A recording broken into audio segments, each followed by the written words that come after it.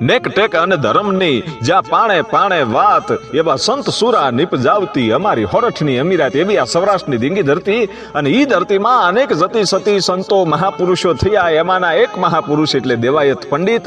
અને ઈ દેવાયત પંડિતના સંપૂર્ણ જીવન ચરિત્રની આપણે વાત કરવી છે. એના ઇતિહાસ શું છે, એણે જે ભવિષ્યવાણીઓ કરી છે એ કેટલી સાચી પડી છે અને કેટલી સાચી પડે એવું લાગે છે એટલું નહીં, પણ ઈ સંત કેવી રીતે બન્યા, એના મા બાપ કોણ હતા, એનું ગામ કયું હતું, એ સંપૂર્ણ જીવન કથાની આપણે વાત કરવી છે. તો જુનાગઢ જિલ્લાની બાજુમાં એમ કહેવાય છે કે વંથલી નામનું જે ગામ છે, એ ગામમાં ઉદયશંકર નામના ઈ ગોર અને એના પત્ની સોનબાઈમાં ઈ બંને જણા રહે છે. અને ઉદયશંકર ગોર એક દિવસના સમયે આરતી ટાણે બરોબર સંધ્યા થઈ છે અને એક બાજુ નગારા વાગે છે, અને પોતે એમ કહેવાય છે કે પોતાના ઘરમાં બેઠા બેઠા હર હર મહાદેવના જાપ માળામાં જપે છે. અને એ વખતે એમ કહેવાય છે કે પોતાના પગના અંગૂઠા ઉપર પાણીનું ટીપું પડ્યું એટલે મનની અંદર વિચાર આવ્યો કે હું તો રૂમની અંદર બેઠો છું, હું મારા ઘરમાં બેઠો છું, તો પાણી ઉપરથી આવ્યું કેવી રીતે? બહાર બેઠો હોય તો કદાચ એવું લાગે કે વરસાદનો કદાચ એકાદો છાંટો પડ્યો હોય, પણ અહીંયા અંદર પાણી કેવી રીતે આવ્યું? અને આંખ જ્યાં ખોલી ત્યાં એમ કહેવાય છે કે સામે પોતાના પત્ની સોનબાઈમાં બેઠા બેઠા આંખોમાંથી આહુડાની ધાર થાય છે. અને ઉદયશંકર ગોર સોનબાઈ માને પોતાના પત્નીને પૂછે છે કે ગોરાણી, રડવાનું કારણ? અને ગોરાણીએ એટલું જ કીધું કે ગોરદેવ, હવે સહન નથી થતું, હે કે હવે સહન નથી થતું. હું પાણી ભરવા જાઉં અને પાણી ભરીને આવતી હોય અને સામે બીજી કોઈ સાહેલીઓ, કોઈ સ્ત્રીઓ પાણી ભરવા આવે તો મારું મોઢું જોઈ અને પાછું ફરી જાય છે.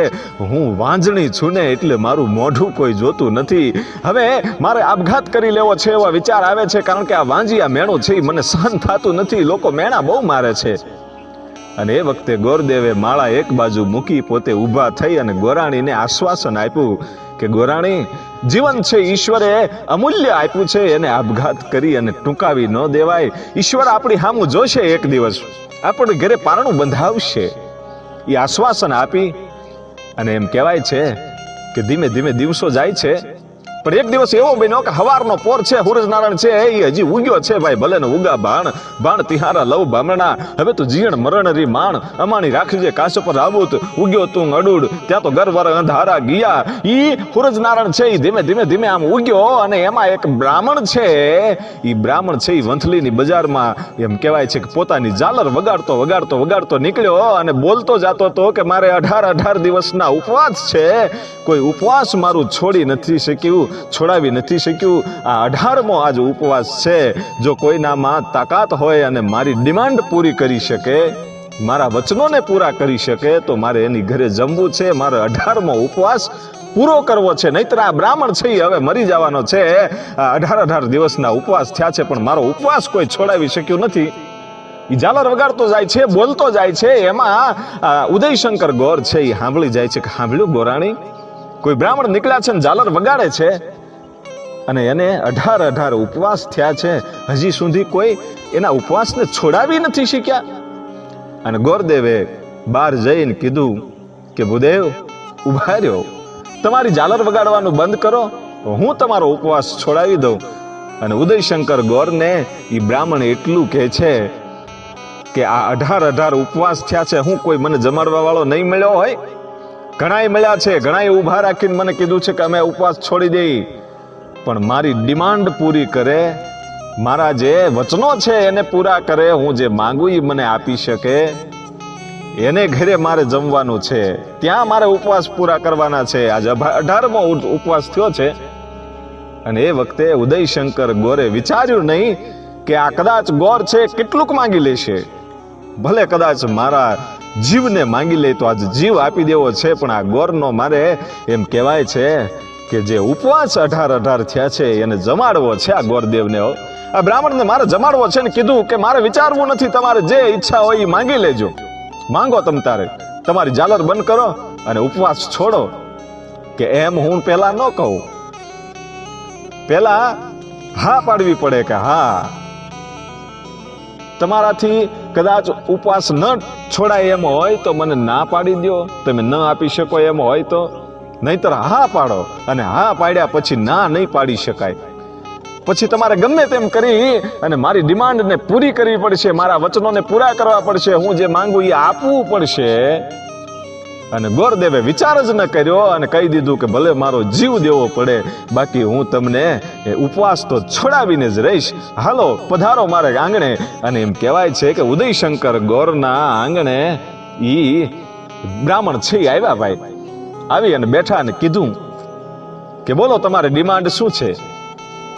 કે 13 ગોરણીને જમાડો અને 13 ગોરણીને તમારી યથાશક્તિ પ્રમાણે તમે એને દાન આપો. દક્ષિણા આપ્યા પછી હું જમું, બાકી હું જમું નહીં. મારી ઈ જ ડિમાન્ડ છે. કે એટલી જ ડિમાન્ડ હતી 13 જ ગોરણીઓને જમાડવાની અને તમારે 18 ઉપવાસ કરવા પડ્યા? કે હું પેલા મારી ડિમાન્ડ પેલા બતાવતો નથી ને એટલે લોકો બી જાય છે અને મારો ઉપવાસ છોડાવી નથી શકતા. પણ હે બ્રાહ્મણ, હે ઉદયશંકર ગોર બાપ, તે વિચાર્યું પણ નહીં અને તું મને લઈને આવી ગયો. મારી ડિમાન્ડ તો બસ એટલી જ છે કે 13 ગોરણીઓને જમાડી દો. અને ગોરાણી છે એ પોતે થાળીમાં કંકાવટી લઈ અને ગોરણીઓ કરવા માટે જાય છે. પણ જે ઘરે જાય ત્યાં બાયું છે, સ્ત્રીઓ છે, એ પાછી ફરી જાય, મોઢું ન જોવે. કારણ કે આ તો વાંજિયા છે, વાંજિયાના મોઢા ન જોવાય. એવી એક પ્રથાઓ હાલતી હતી. અને એ વખતે કોઈ પણ જગ્યાએથી એને એક પણ ગોરણી ન મળી. ભાઈ 13 ગોરણી કરવાની હતી, પણ જે જગ્યાએ જાય ને એમ કે મારે ગોરણી કરવી છે, કે એમ કે છે કે ઈ તો અમારી દીકરીએ તો હવે ખાઈ લીધું છે, હવે ઈ નહીં જમી શકે, તમે રહેવા દો, બીજા ઘરે જાઓ. એમ કરતા કરતા આખા ગામમાં આજ ગોરાણી ફરી વળી છે, પણ એક પણ ગોરણી નથી મળી. અને એમ કહેવાય છે કે હૃદયની અંદર એટલું બધું દુઃખ થયું કે હવે મારે આ જીવનને ટૂંકાવી દેવું છે. એક તો બ્રાહ્મણની આ 13 ગોરણીઓની જે માંગણી છે એ તો અમે નહીં પૂરી કરી શકીએ, પણ એ અમારો બ્રાહ્મણ છે જે આવ્યો છે, ઈ પણ આ 18 ઉપવાસ કર્યા છે, ઈ મરી જાહે તો પછી હવે જીવીને શું કરવું છે? આ વાંજિયા મેણા છે એ સહન તો થતા નથી. અને 13 ગોરણીમાંથી એક પણ ગોરણી મળી નથી. હવે કરવું શું? અને પોતે પોતાના ઘરે આવ્યા અને ગોરદેવને કીધું, ઉદયશંકરને, કે હવે આપણે આપણું જીવનને ટૂંકાવી દેવાય, એક પણ ગોરણી મળી નથી. આ બ્રાહ્મણ આપણા આંગણેથી એને જાકારો તો અપાય નહીં, કારણ કે આપણે એને વચન દઈને લાવ્યા છીએ કે અમારો જીવ દેવો પડે તોય ભલે, બાકી અમે તમને ભૂખ્યા નહીં જવા દઈ. હવે એ ગોરદેવને ના પાડવી એ કરતા તો હવે આપણે જીવનને ટૂંકાવી દેવાય, આપણે મરી જવાય. અને ગોરદેવ અને સોનબાઈમાં બંનેએ નક્કી કર્યું ભાઈ કે હવે જે દોરડું પડ્યું છે એ દોરડું બાંધી અને ગળા ફાંસો ખાય અને હવે જીવનને ટૂંકાવી દેવું છે. પણ આ બ્રાહ્મણને અહીંથી જાકારો નથી દેવો. અને પોતે આમ ફાંસીએ ચડવાની તૈયારી કરે. અને એ વખતે જોજો અહીંયા કેવી કસોટી થઈ કે પોતાને મરવાનો સમય આવી ગયો એક બ્રાહ્મણ માટે થઈ, અને સત્ય નથી છોડવું એટલા માટે. જોજો, નહીતર ઘર છોડીને પણ ભાગી શકે, ગામ પણ છોડી દે, કઈ મરી થોડું જવાય, આવું પણ વિચાર આવે. પણ બ્રાહ્મણને જે વચન આપ્યું છે એ વચન જાવું ન જોઈએ. બ્રાહ્મણને આપણે જાકારો આપવો એ કરતા મરી જવું એવું નક્કી કરી અને જ્યારે ફાંસીએ ચડવાની તૈયારી કરી એ વખતે ડેલીએ ટકોરા થયા. ભાઈઓ, ડેલીએ ટકોરા થયા કે હે બ્રાહ્મણ દેવ, ઉદયશંકર છે ઘરે? અને ઉદયશંકર વિચાર કરે છે કે અત્યારે કોણ આવ્યું છે આ સમયે, અને પોતે હજી ફાંસીએ ચડ્યા નથી. અને સોનબાઈ માને કીધું કે જાઓ જોઈ આવો કોણ છે. અને ડેલીએ જાય છે અને ડેલી ખોલી ત્યાં એક આહિર છે અને એની સાથે 13 દીકરીઓ છે. અને એટલું કીધું કે આ ઉદયશંકર ગોરનું ઘર છે? કે હા, કે ઈ અમારા કુળ ગોર છે અને અમે બારગામથી આવીએ છીએ. અને મારા બાપા એમ કહેતા હતા કે ઉદયશંકર નામના આપણા કુળ ગોર છે, અને અમે બારગામ જાતા હતા લગ્નમાં, અને એમ લાગ્યું કે અહીંયા ગોરદેવનું ઘર છે આ ગામમાં વંથલીમાં, તો હાલો જાતા જાય. એટલે અમે તમારે આંગણે ખાલી 5 મિનિટ માટે આવ્યા છે, ઘડીક હર અમારે પોરો ખાવો છે ને પાછા હાલતા થઈ જાઉં. અને 13 દીકરીઓ છે. પણ જોજો, સંકટ સમયે આ કોઈ આહિર નહોતો પણ આહિરનું રૂપ લઈ અને સાક્ષાત પરમાત્મા આવ્યો તો ભાઈ.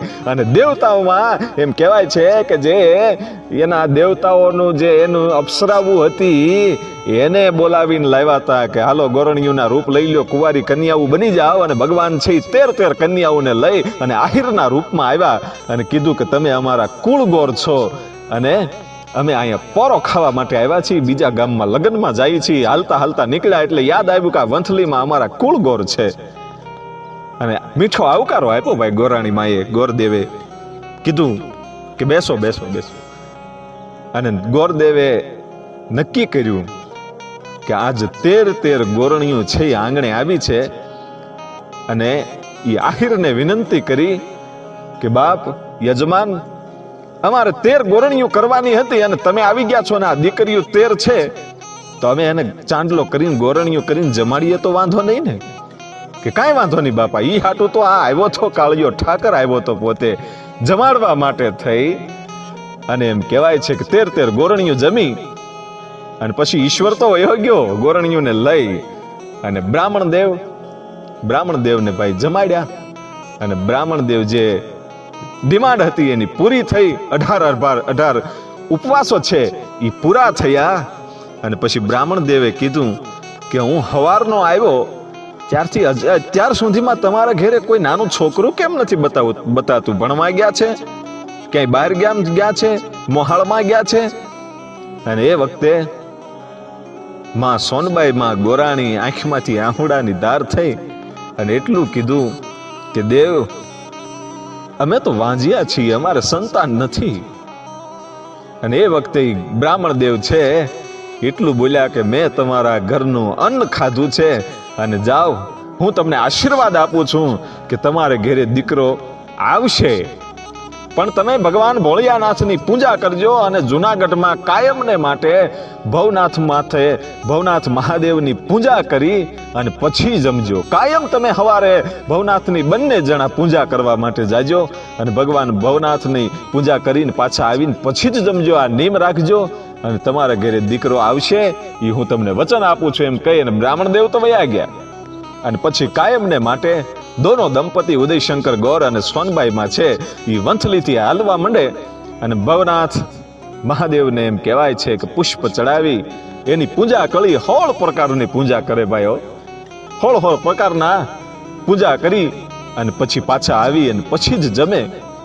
એમ કરતા કરતા કરતા સમય જાતા એક દિવસ એવો બન્યો કે ચોમાસાનો સમય અને ભાઈ અંદરાધાર વરસાદ વરસેલો. ચડ્યા આહાડી વાદળા કાળા દોવળા ગંબારે શોભે દસ્યુ મોત રાધી માથે ઊંચીરા દરાર ત્યાં તો ઝીંગોરા બોરલા માથે ઈ વાહટી મંડાણી જણી એક ધારા મેઘ રાજા મંડાણા ગપાર વ્રહંડેરા ઇન્દ્રવાળા પડતાળા પાણીવાળા હાથી હુંઢ વાળા કાળા મંડાણા હિલોળ નગાવાળા ધક્યા ગાળા નદી નાળા ફાડી નાખ્યા આળા માથે જળા દળા. ઈ ફેલિયા અટોળ એવો વરસાદ છે, ઈ ધમધોકાર વરસાદ પડેલો. અને ત્યાં જે નદી હતી ઈ નદીનું એમ કહેવાય છે કે નદીમાં પૂર આવે છે ભાઈ. અને જુનાગઢ અને વંથલીની વચ્ચે ઈ નદી અને ઈ નદીમાં પૂર આવ્યું. અને પછી નદી વટીને જાવું કેમ? ઈ ઉબેણ નામની નદી છે અને ઈ નદીમાં પૂર આવેલું એટલે જઈ ન શકાય. સામે પાર ગયા વગર ભવનાથમાં જઈ ન શકે અને ભગવાન ભોળિયાનાથની પૂજા કર્યા વગર જમી ન શકે. અને ગોરદેવે કીધું કે હવે શું કરવું? કે કાંઈ વાંધો નહીં, આજ તો વરસાદ હતો, કાલ પાણી ધીમા પડી જાય ઉબેણ નદીના, કાલે જઈશું. એક દિવસનો ઉપવાસ થયો.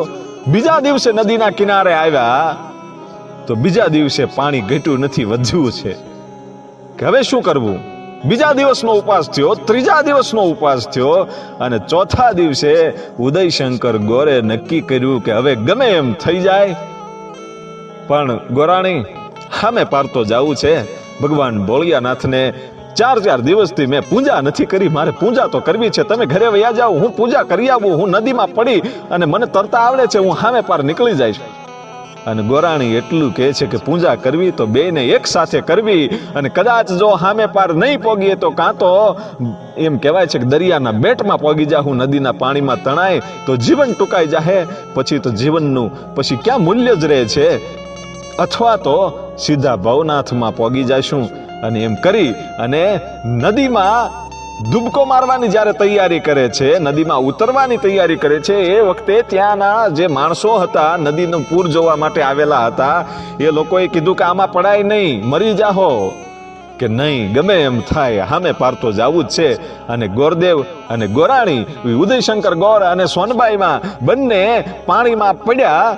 એ વખતે હામા કાંઠેથી ભાઈ એક અડાભીડ ઓલિયો, જુનાગઢનો જાણે જૂનો જોગી હોય એવા જોગીએ હાથ પાડ્યો, અલખ નિરંજન, અલખ નિરંજન.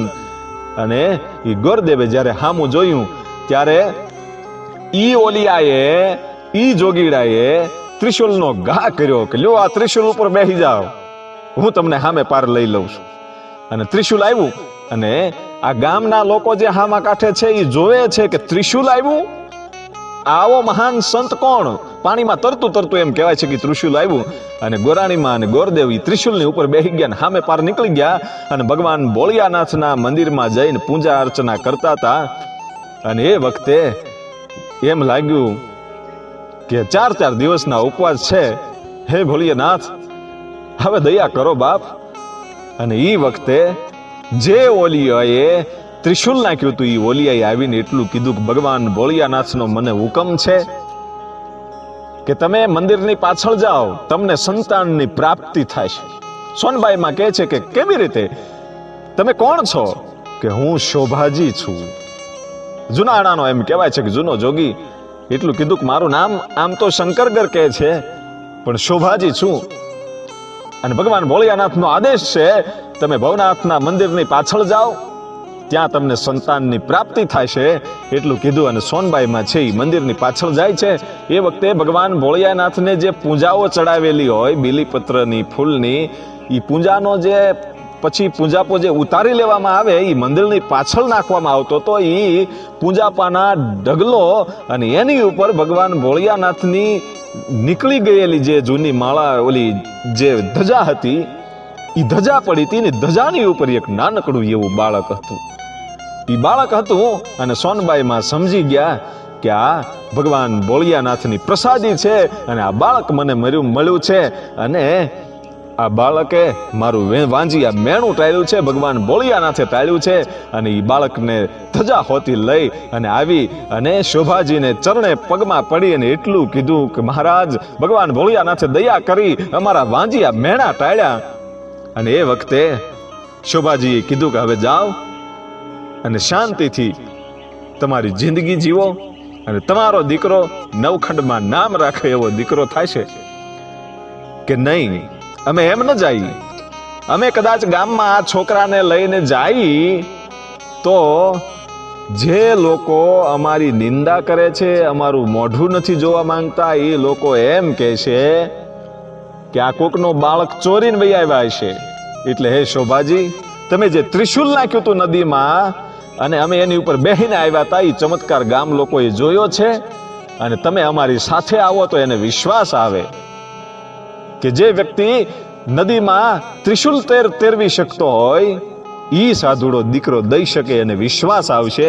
અને શોભાજી છે એ પોતે નદીના કિનારે આવી અને એક ભગવું કપડું છે એ નદીમાં પાથર્યું અને એની ઉપર ભાઈ ગોરાણી, ગોરદેવ અને શોભાજી છે ઈ સાધુડા એમ કહેવાય છે કે નદી ઉપર તરતા તરતા ભાઈ ભગવી જે છાલ છે ઈ તરતી તરતી હામા કાંઠે આવી અને ગામ લોકો જોવે છે કે ઓહો કે આ મહાપુરુષ આજ સંત અહીંયા આવ્યો છે. અને આખા ગામે એનું સ્વાગત કર્યું. એને નક્કી થઈ ગયું કે જે પુરુષ ચાદર, ભગવી ચાદર પાણીમાં નાખે અને એની ઉપર બેહીને તરતો તરતો આવતો હોય તો એ દીકરા દઈ શકે. અને વિશ્વાસ બેઠો. આ દીકરાનો જન્મ નહોતો થયો, આવી રીતે મળ્યો તો. અને શોભાજીએ એનું નામ દેવાયત રાખ્યું હતું. ઈ જ દેવાયત પંડિત. અને દેવાયત પંડિત છે એ ધીમો ધીમો ધીમો એમ કહેવાય છે કે મોટો થતો જાય છે. 5-7 વર્ષની ઉંમર થઈ એ વખતે ઉદયશંકર ગોરનું મૃત્યુ થાય છે. પોતે સ્વર્ગલોક જાય છે અને માં અને દીકરો બે એકલા થઈ ગયા. અને પછી તો આને ગોરપણું તો આવડે નહીં. ગામ લોકોએ બીજા ગોર લાવ્યા. એટલે જે ગામના મુખી હોય, મુખી આહિર હતો અને એ આહિરે એમ કીધું કે તમે ભલે બીજા ગોરને લાવ્યા મંત્રો બોલાવવા માટે, એ તો ગામમાં ગોરની જરૂર પડે, આ છોકરાને કાંઈ આવડે નહીં દેવાયતને, પણ એ આપણા ગામના મૂળ ગોર છે, ઉદયશંકરનો આ દીકરો છે, અને માં દીકરો બંને એકલા છે, એટલે એની રોજી રોટી હાલે એટલા માટે કંઈક કરવું પડશે. તો ગામ લોકોએ કીધું કે આ છોકરાને ભણતરમાં તો કાંઈ આવડતું નથી, એટલો બધો કાંઈ હોશિયાર છે નહીં, પણ આ ગાયું ચારે, ગામની ગાયું ચારે તો થાય.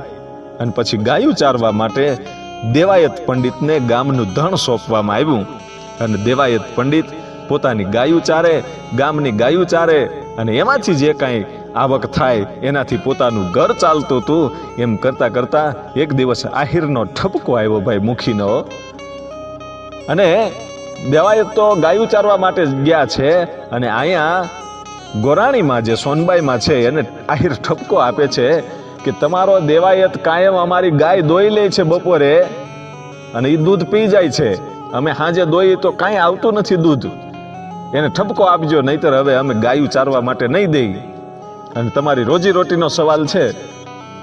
એ જ્યારે પ્રશ્ન આવ્યો ત્યારે સાંજે સોનબાઈ માએ એમ કહેવાય છે કે પોતાના દીકરા દેવાયતને સમજાવીને એમ કહે છે કે બેટા કોઈની ગાયુંને દોઈ ન લેવાય, એનું દૂધ પી ન જવાય, બેટા આવું ન કરાય, આપણી રોજી રોટીનો સવાલ છે.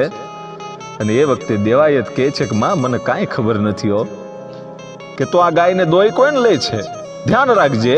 અને દેવાયત પંડિત બીજા દિવસે ધ્યાન રાખવા માટે એમ કહેવાય છે કે જ્યારે બપોરે હૂતો ત્યારે આંખ્યું ખોટું ખોટું મીચી અને એક આંખે ઝીણું ઝીણું જોવે છે.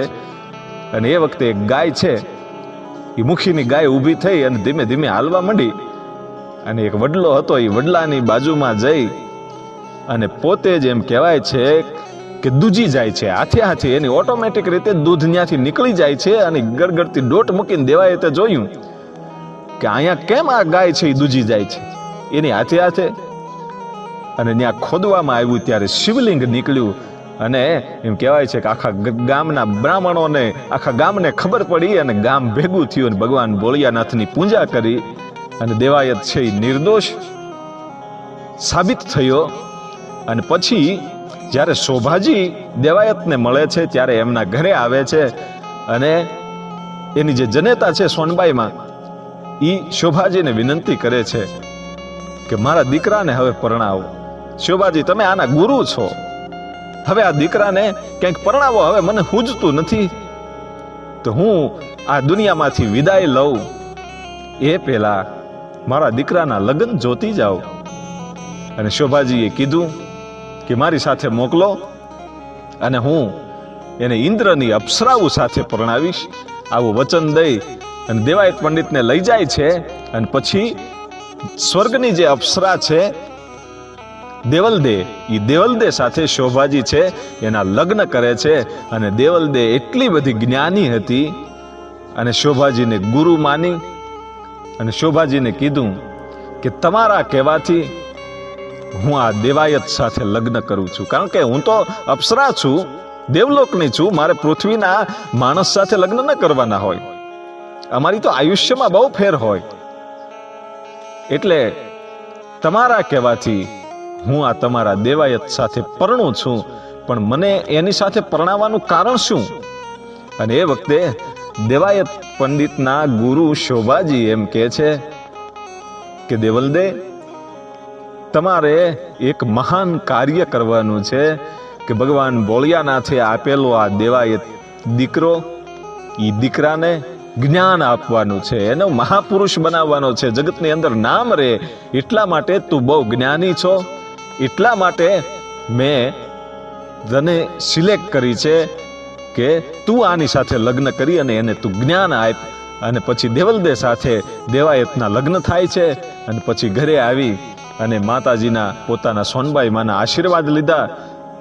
અને ઇન્દ્રની અપ્સરાને જ્યારે જોયા સોનબાઈ માએ, ત્યારે એટલા બધા રૂપવાન હતા કે રૂપને જોઈ અને એટલી બધી ખુશ થઈ ગઈ જનેતા કે પોતાના ખોળિયામાંથી પ્રાણ પંખીડું નીકળી ગયું ભાઈ.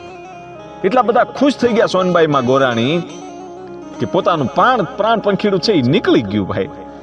અને પોતે સ્વર્ગવાસ થયા પછી એના 12-13 દિવસ જે ગયા એ પછી દેવલદેએ એમ કહેવાય છે કે ધીમે ધીમે દેવાયત પંડિતને જ્ઞાન આપવાનું શરૂ કર્યું. અને દેવાયતમાંથી જે વ્યક્તિ ગાયું ચારતો હતો, જેને ભણવામાં કાંઈ આવડતું નહોતું, એવા વ્યક્તિને એક દિવસ એમ કહેવાય છે કે આમ આજુબાજુના ગામડાઓમાં એનું નામ ગાંજવા મળ્યું હતું દેવાયત પંડિત તરીકે. જે દેવલો હતો, ગાયું ચારતો હતો, એ આજ દેવાયત પંડિત તરીકે એમ કહેવાય છે કે એટલું ઊંચું નામ એનું કરી દીધું. અને પછી તો દેવાયત પંડિતને એમ કહેવાય છે કે 18,000 શિષ્યો થયા. 18,000 શિષ્યો થયા. એમાં 7 શિષ્યો મુખ્ય હતા કે જે ઈ વાલામાં વાલા હતા અને સાચા ભક્તો હતા. ઈ 7 શિષ્યો કયા? ઈ કદમગીરી જે પાલીતાણાથી થોડેક દૂર થાય છે, 20 કિલોમીટર, ઈ પાલીતાણા તાલુકાનું કદમગીરી નામનું જે ગામ છે, ઈ કદમગીરી ડુંગર જે છે કોળાંબો, ઈ કોળાંબાની ગોખમાં આવેલી છે આપા સાલાસુરાની સમાધિ. ઈ સાલો અને સુરો ઈ બંને સગા ભાઈઓ હતા. ઈ રબારી હતા, વેરાણા શાખના રબારીના દીકરા હતા. ઈ દેવાયત પંડિતના શિષ્ય હતા. અને બીજા ધાંગો ઈ કોણ? એની પણ આપણે વાત કરીએ કે ગોપનાથની બાજુનું ગઢુલા નામનું જે ગામ છે, ઈ ગામનો કુંભાર હતો ધાંગો. અને તળાજાનો ધણી ઈ વણવીર. ધાંગો, વણવીર, સાલો અને સુરો અને કલીમલી ઈ પણ એના શિષ્યો હતા. અને એક પાલીતાણાની બાજુનું, પાલીતાણાથી કદાચ 5 કિલોમીટર થાય એવું નામ છે ગામનું નામ ગરાજિયા. ઈ ગરાજિયામાં એક ભરવાડની દીકરી, એનું નામ હતું મધુબેન, અને ઈ પણ દેવાયત પંડિતના શિષ્યો હતા. આ 7 શિષ્યો, મધુબેન, આપા સાલાસુરા, ધાંગો, વણવીર અને કલીમલી, આ 7 શિષ્યો હતા. એ મુખ્ય હતા. અને મુખ્ય હોવાનું કારણ એ હતું કે એણે અગ્નિની પરીક્ષા આપી હતી. એ પણ આગળ આપણે વાત કરીશું. તો આ 18,000 જે શિષ્યો હતા, અને દેવાયત પંડિતને અભિમાન આવતું હતું ભાઈઓ. અભિમાન આવ્યું, કારણ કે આવડો મોટો વિદ્વાન પંડિત થઈ ગયો. અને પછી તો પોતાને જે 18,000 શિષ્યો છે એનું ગૌરવ લે છે, એનું અભિમાન આવે છે. અને દેવલદે એમ કીધું કે જોવો તો ખરા, આખી દુનિયાની અંદર તમારી પંડિતાઈ વખણાય છે. આપણા શોભાજી ગુરુનું એમ કહેવાય છે કે આપણે આભાર માનવો જોઈએ. આ શોભાજીએ મને તમારી સાથે પરણાવી અને તમારું નામ છે એ દુનિયામાં ગાંજે છે. એ વખતે દેવાયત પંડિતને અભિમાન આવ્યું કે કયો શોભાજી? એને કઈ ગુરુ કહેવાય? અરે આ તો મેં મારા મગજથી આટલા બધા શિષ્યો કર્યા છે. અને ઈ જ્યારે અભિમાન આવ્યું ને દેવલદેને ભાઈ થડકો લાગ્યો કે ઓહો, કે જે વ્યક્તિ ગુરુનો અનાદર કરતો હોય એ વ્યક્તિ સાથે હવે મારે રહેવાય નહીં. હવે તો મારે નીકળી જવું પડશે, પણ ગુરુની આજ્ઞા લેવી પડશે.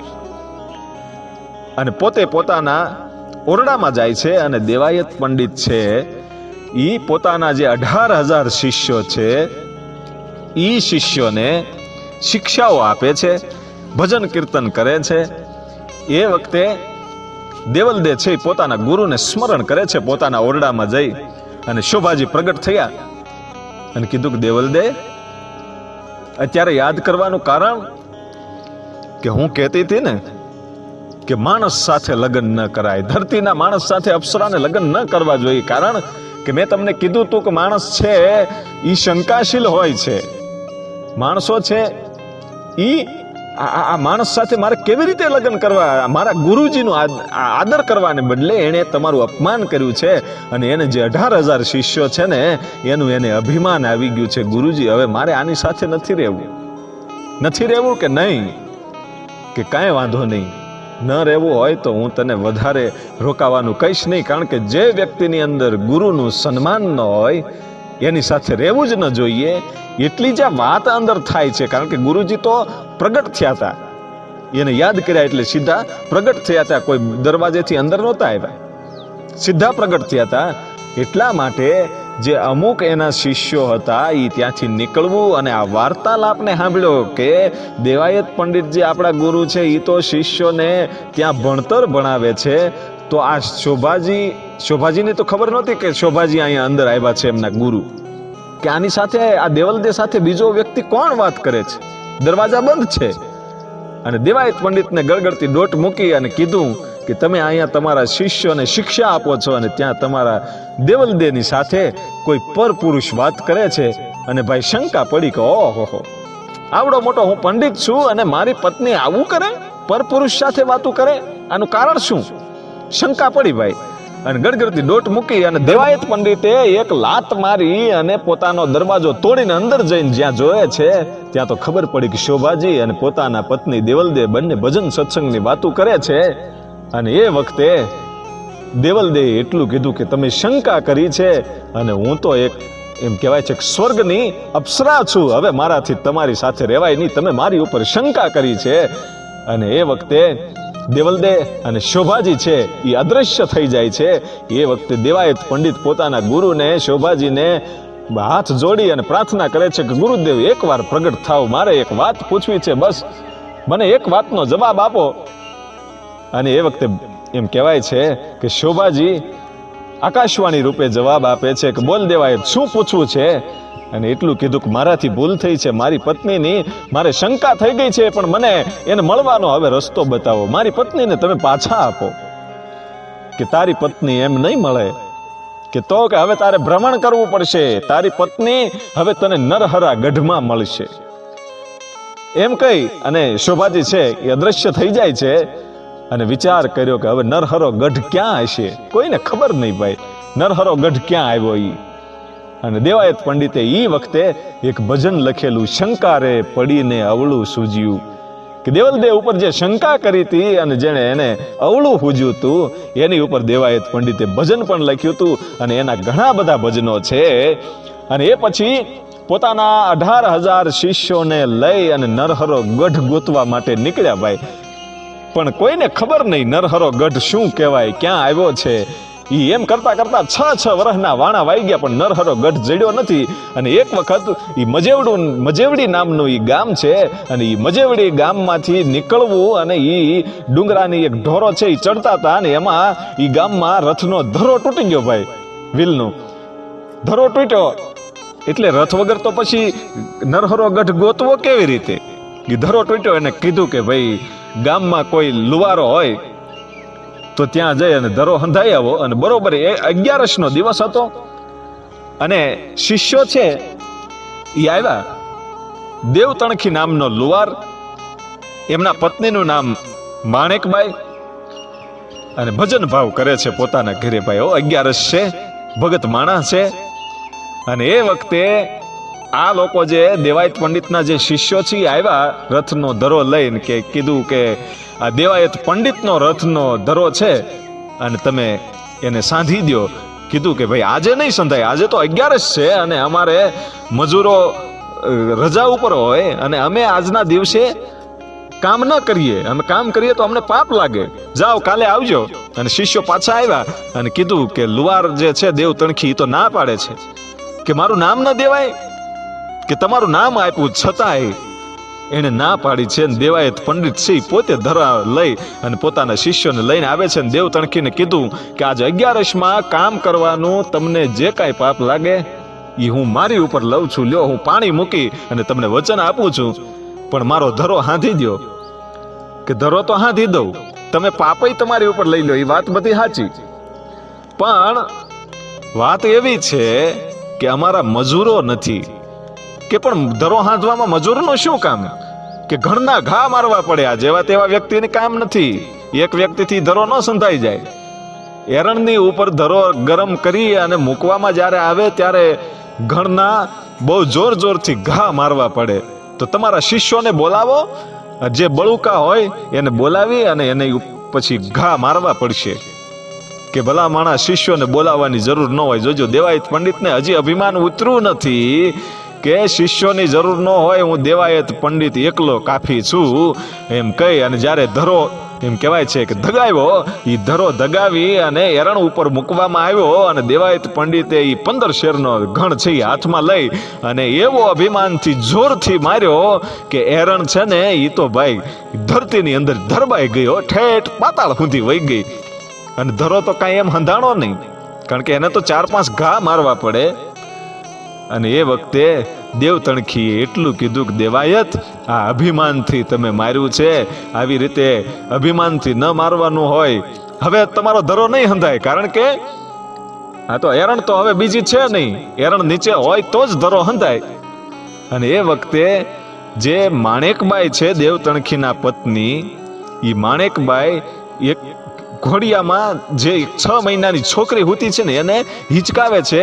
એ વખતે 6 મહિનાની છોકરી, જોજો 6 મહિનાની છોકરી છે, એ ઊભી થઈ અને આવી એમના બાપ પાસે દેવતણખીને કીધું કે હજી ધરો ગરમ છે અને તમારી પગના ઘૂંટી ઉપર મૂકી અને એ ધરાને હાંધી લ્યો, નહીતર હવે હંધાહે નહીં, તપેલા હોય ત્યાં સુધી હંધાઈ જાય. જોજો આમાં કાંઈક મરમ પડ્યો તો આ ભાષા બોલવાની અંદર. અને દેવતણખી એમ કહેવાય છે કે પોતાના પગની જે જમણા પગની ઘૂંટી આવે એ ઘૂંટી ઉપર ધરો મૂક્યો ભાઈ, ગરમ કરેલો. અને દેવાયત પંડિતે કીધું કે આ તો તારા હમણાં પગના કટકે કટકા થઈ જાય, ભલે થઈ જાય, માર તું ઘા. અને 1 2 3 4 5 6 7 એમ કહેવાય છે કે ગણ માર્યા, ધરો હંધાઈ ગયો. પણ દેવાયત પંડિતને પરસેવો વળી ગયો અને વિચાર કરવા માંડ્યો કે એરણ પાતાળમાં વહી ગઈ ને આની ઘૂંટીને એક પણ આંચ ન આવી, લોહીનું ટીપું ન નીકળ્યું, કાંઈ થયું નહીં, આ કોણ હશે? ત્યારે દેવાયત પંડિતનું અભિમાન ઉતર્યું ને પૂછ્યું કે કોણ છો તમે? કે તું જેનો શિષ્ય છો ને શોભાજીનો, એનો જ હું શિષ્ય છું. પણ આટલું બધું અભિમાન કેમ? કે મારો મગજ હવે કાંઈ કામ નથી કરતો. દેવાયત પંડિત કહે છે મારું મગજ કાંઈ કામ નથી કરતું, હું નરહરા ગઢને ગોતવા માટે નીકળ્યો છું, મારી પત્નીને ગોતવા માટે નીકળ્યો છું. અને એ વખતે દેવતણખી નામના લુવારે એટલું કીધું કે નરહરા ગઢની તને ખબર નથી? શોભાજીનો શેલો થઈને કે ના, મને ખબર નથી, કે એ તો મારી 6 મહિનાની દીકરી બતાવી દે. અને એ વખતે 6 મહિનાની દીકરી છે એ ઘોડિયામાંથી ઊભી થઈ અને એટલું કીધું કે તમે તમારી પત્નીની ઉપર શંકા કરી છે ને, કે તને કેમ ખબર? 6 મહિનાની દીકરી બોલે છો કે મને તો ખબર જ હોય ને, જે દેવલદે છે એ મારી બેન છે અને મારું નામ નીલમ છે. ભલે હું 6 મહિનાની રહી, પણ સખદખની વાતો છે ને એ નરહરા ગઢમાં મારી સાથે કરતી હતી મારી બેન. હે કે દેવલદે તને મળતી હતી કે મને કાયમ મળે? એ સુખ દુઃખની વાતો કરે કે હવે નરહરો ગઢ ક્યાં છે એ મને બતાવ, હું તારા પગમાં પડું. 6 મહિનાની દીકરીએ એટલું કીધું કે 12 વર્ષ સુધી અમારા ગામના પાદરમાં જે વડલો છે એ વડલા ઉપર જઈ અને ભજન ભાવ કરો, પ્રભુની ભક્તિ કરો. 12 વર્ષ પછી હું તમને નરહરો ગઢ બતાવીશ. અને પછી તો ભાઈ નરહરા ગઢનો તો અતો પતો તો ક્યાં કોઈને ખબર હતી. માત્ર ને માત્ર એક આશા મળી હતી કે આ દીકરી છે એ 12 વર્ષે મને નરહરો ગઢ બતાવશે. અને 12 વર્ષ સુધી એમ કહેવાય છે કે ભજન ભાવ કરવામાં આવ્યું. અને એ પછી નીલમબાઈ છે એ 12 વર્ષની જ્યારે થઈ ત્યારે આવી, એ વડલે આવીને કીધું કે મને ઓળખી કે નહીં? કે હું નીલમબાઈ. એમ કે હા, કે 12 વર્ષની થઈ ગઈ છું. કે બેટા હવે તું કેતો તારા પગ પકડું, પણ હવે મને નરહરો ગઢ બતાવ, મારી દેવલદેને બતાવ. અને એ વખતે એટલું કીધું કે એમ દેવલદે ન દેખાય, કે તો કે હજી તમારામાં થોડુંક તો અભિમાન છે, કે તમારા જે 18,000 શિષ્યો છે ને એનું તમારે અભિમાન છે. કે અભિમાન તો હોય જ ને, 18,000 શિષ્યો છે ને, હું કહું એમ કરે, કે તમે કયો એમ ન કરે. એ અભિમાન મારે ઉતારવાનું છે. કે કેમ? કે નરહરો ગઢ તમને બતાવી દઉં, એને માટે તમારા શિષ્યોને પરીક્ષા આપવી પડશે. કે કઈ રીતે? કે એક આખી દેતવાની આગની એક નદી બનાવી દઉં હું અહીંથી, એ મંત્ર છાટું અને નદી બનાવી દઉં આગની. અને ઈ નદીમાં ઈ આગના જે કોલછાઓ હોય છે, જે દેતવાઓ હોય છે, એની ઉપર તમારા 18,000 શિષ્યોને સુવરાવી દો. જે સુવે એને હુરાવજો, ન હુવે એને ન હુરાવતા. અરે કે બધાય હુઈ જાય ભલા માણા. હું એક ઓર્ડર કરું ને ત્યાં મારા શિષ્યો હું કહું એમ કરવા મળે, કે ઈ જ તમારું અભિમાન છે. એ અભિમાન મારે ઉતારવું છે, એટલે જ તમારા શિષ્યોની પરીક્ષા લેવડાવી છે. અને કીધું કે તમારા શિષ્યોને કયો કે હુઈ જાય અને એની ઉપર હાલી અને તમે હામાપુર પાર વયા જાઓ એટલે સીધો નરહરો ગઢ આવી જાય. એમ કે હા, કે તમારું અભિમાન ઉતરી જવાનું છે. ને દેવાયત પંડિતે 18,000 શિષ્યોને ભાઈ હુકમ કર્યો કે હાલો આગની નદીમાં તમારે હોવાનું છે ને મારે તમારી ઉપર હાલવાનું છે. અને એ વખતે શિષ્યો છે એક પછી એક મળ્યા ભાગવા કે આ બાવો તો ગુરુ છે કે કેવો છે, આ તો આપણને મારી નાખશે. અને મળ્યા ભાગવા ભાઈ. 18,000 શિષ્યોમાંથી છેલ્લે એમ કહેવાય છે કે 7 શિષ્યો વધ્યા.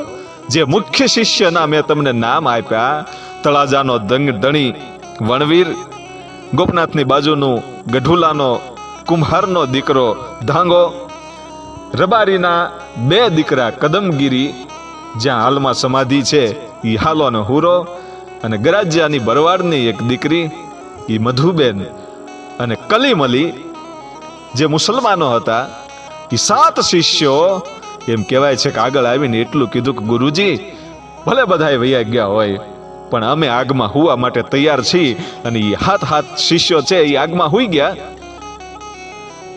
અને દેવાયત પંડિત એની ઉપર હાલી અને સામે પાર નીકળી ગયા. અને પછી કીધું કે આ 7 શિષ્યો છે એને હવે હું છૂટા કરું છું, એની પરીક્ષામાંથી પાર આવી ગયા છે. પણ હે લીલરદે, તમે મને હવે દેવલદે ને પાસે પોગાડો, હવે નરહરો ગઢ બતાવો. કે હવે નરહરા ગઢમાં તમારે જવાની જરૂર નથી, હવે તો દેવલદે અહીંયા આવશે.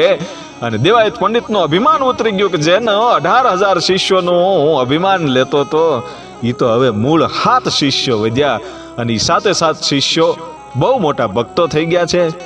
અને દેવાયત પંડિતે કીધું કે હવે દેવલદે કેવી રીતે અહીંયા આવશે. અને પછી તો ભાઈ ગામડે ગામડે સાધુ સંતોને આમંત્રણ આપવામાં આવ્યા અને સાધુ સંતો ભેગા થયા. એમાં પાટણના જયમલ રાઠોડ અને ઉગમશી બાપુ, નવનાથ અને સિદ્ધ 84 સંતો સાથે આવ્યા અને એની સાથે દેવલદે આવ્યા. અને દેવલદેને હાથ જોડી અને દેવાયત પંડિતે માફી માંગી કે મને માફ કરજો, અને મારું જ્ઞાન અધૂરું હતું એટલે મેં ગુરુને ગાળ્યું આપી, એટલે મેં ગુરુનું અપમાન કર્યું, હવે મારું જ્ઞાનને પૂરું કરો. અને એ વખતે દેવલદે એટલું કીધું. ત્યારે જે ભજન લખાણું એની મારે તમને વાત કરવી છે. દેવલદે એટલું કીધું કે આટલા બધા માણસોની વચ્ચે મારે તમારી પાસે ન રહેવાય, મારે મર્યાદા રાખવી પડે. એટલા માટે ગુરુને પૂછો તો તમને જ્ઞાન બતાવશે. અને ગુરુજીને પૂછ્યું. એ વખતે દેવલદેએ ભજન લખ્યું છે કે ગુરુને પૂછો તો માર્ગ રૂડા બતાવશે, લોભી આત્માને સમજાવો, ગુરુને પૂછો તો જ્ઞાન બતાવશે. એ ભજનો ત્યાં લખાણો. અને એ પછી એમ કહેવાય છે કે ગુરુજીએ જ્ઞાન આપ્યું. અને પછી દેવલદે છે એ પોતાના પતિ દેવાયત પંડિતની સામે હાથ જોડીને એટલું કહે છે કે હવે સ્વર્ગની અંદર મારી ગાદી સૂની પડી છે, હવે મને જવાની રજા આપો. અને દેવાયત પંડિત કહે છે કાંઈ વાંધો નહીં, ખુશી ખુશીથી જાઓ, હવે મારે પણ સંસારનો ત્યાગ કરી અને સાધુ જીવન જીવી અને પ્રભુ ભક્તિમાં લીન થવું છે. અને એ વખતે દેવલદેએ કીધું કે હવે તમારો કાંઈ પ્રશ્ન ખરો, કાંઈ પૂછવું છે? કે હા દેવલદે, અહીં બેહો, મારે વાત કરવી છે. કે શું વાત કરવી છે? કે ગુરુએ જે આપણને વાતો કરી છે મને ઈ મારે વાત કરવી છે. અને પછી દેવલદેને બેહાડી અને દેવાયત પંડિત છે જે એના શોભાજી ગુરુએ એને જ્ઞાન આપ્યું હતું એની વાત કરે છે કે દેવાયત પંડિત દાણા દાખવે, સુણો તમે દેવલદે નાર, આપણા ગુરુએ આગમ ભાખિયા ઈ જૂઠડા ન લગાડ. હે દેવલદે, મને ગુરુએ જે જ્ઞાન આપ્યું છે ઈ ભવિષ્યવાણી છે. ઈ શોભાજીએ દેવાયત પંડિતને ઈ જ્ઞાન આપ્યું હતું. અને દેવાયત પંડિતે પોતાના પત્ની દેવલદેને જ્યારે સ્વર્ગમાં જવાની વાત આવી એ વખતે બેસાડીને વાત કરે છે કે ગુરુએ શું કીધું છે એ સાંભળો. એવી પછી તો અનેક ભવિષ્યવાણીઓ કરી. બેટી કમાશે, બાપ ખાશે, ભૂંડો આવશે કાળ, માવતર જણ્યાને મેલશે, ભૂપ લેશે નહીં સંભાળ. ભૂપ છે એ સંભાળ નહીં લે. એવી ઘણી બધી દેવાયત પંડિતની વાણી છે. એમાંની એક વાણી જે છે ને, 1-2 વાણીઓ છે એ મારા મત પ્રમાણે સાચી પડી છે. ઘણી બધી સાચી જ પડી છે લોકો કહે છે, પણ અમુક જે વસ્તુ છે કે ધરતી ઉપર હેમર હાલશે, સુના નગર બજાર. ઈ વાત કઈ કે હેમર હાલશે એટલે ઝડપી વસ્તુ જે હાલતી હોય એની વાત હતી. તો દેવાયત પંડિતે જે વાણી લખી, એમના શોભાજી ગુરુએ જે કીધું કે ધરતી ઉપર હેમર હાલશે. હેમર એટલે આજની ભાષામાં એને એમ્બ્યુલન્સ કહેવામાં આવે. અને સુના નગર બજાર, નગર અને બજારો ગામડાઓ બધું સૂનું લાગશે. એ જ સમય હતો લોકડાઉનનો, કોરોનાનો સમય હતો. અને સુના નગર અને બજારો બધું સૂનું થઈ ગયું હતું, ને માત્ર એમ્બ્યુલન્સો હાલતી હતી. પછી બીજી પણ વાણી એવી છે કે લક્ષ્મી રે લૂંટાશે, લોકો તણી નહીં રાવ કે નહીં ફરિયાદ. માણસના રૂપિયા લૂંટાઈ જાહે પણ કોઈ ફરિયાદ નહીં કરી શકે. એવી દેવાયત પંડિતે આજથી 750 વર્ષ પહેલા આજે ભવિષ્યવાણી લખી હતી. ઈ પણ સાચી પડી. નોટબંધી આવી, તમારા રૂપિયા લૂંટાઈ ગયા, નોટબંધી થઈ ગઈ, પણ કોઈ ફરિયાદ ન કરી શક્યું. આવી તો ઘણી બધી ભવિષ્યવાણીઓ છે. એની ઉપર લોકો બહુ રિસર્ચ પણ કરે છે અને ઘણું બધું સાચું પડ્યું છે. એણે એમ પણ કીધું હતું કે દોરડે દીવા બળશે. એ વખતે લોકો એવું વિચાર કરતા હતા કે દોરડા ઉપર દીવા કેવી રીતે બળે, પણ આજની ભાષામાં જે લાઇટ આવી છે, એ લાઇટ દોરડાથી હાલે છે. એ દોરડા, એ વાયર ઉપર દીવા બળે છે આજે. ઈ ભવિષ્યવાણીઓ એની ઘણી બધી સાચી પડી છે અને ઘણી બધી સાચી પડવાની છે. તો આ હતો દેવાયત પંડિતનો ઇતિહાસ. આપણે જાણીએ અને એમની ભવિષ્યવાણીઓને સાંભળીએ, એમના ભજનોને સાંભળીએ, એટલે આપણને ખબર પડે કે કેટલું સાચું પડ્યું છે. કે આજથી 750 વર્ષ પહેલા જે વ્યક્તિએ લખી ગયો, એ વ્યક્તિનું આજે આપણે એની જે ભાષા છે એને સમજવાની કોશિશ કરીએ તો આપણને ખબર પડે કે કેવી રીતે ભવિષ્યવાણી સાચી પડે છે. તો જય માતાજી, જય જોગમાયા.